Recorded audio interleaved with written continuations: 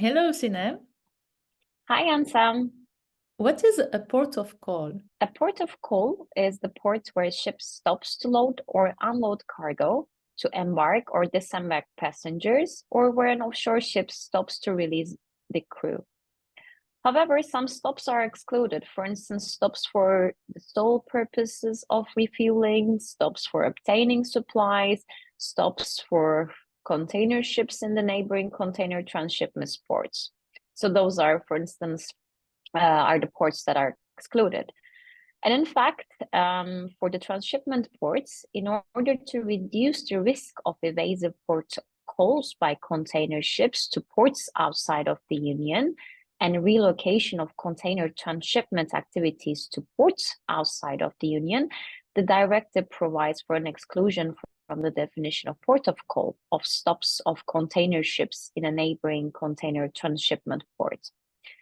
If we have a look briefly to the directive, accordingly, a port to be identified as a neighboring container transshipment port needs to meet several criteria. The port's share of transshipment of containers must exceed 65% of the total container traffic of that port during the most recent 12-month period for which relevant data are available.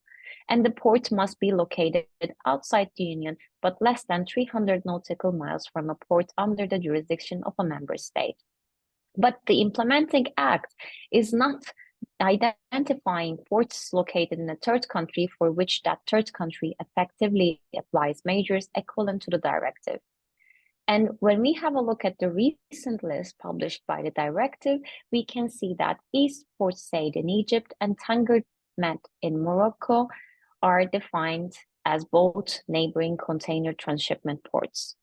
And the Commission should monitor the implementation of the EU ETS in relation to maritime transport, in particular to detect evasive behavior in order to address such behavior at an early stage.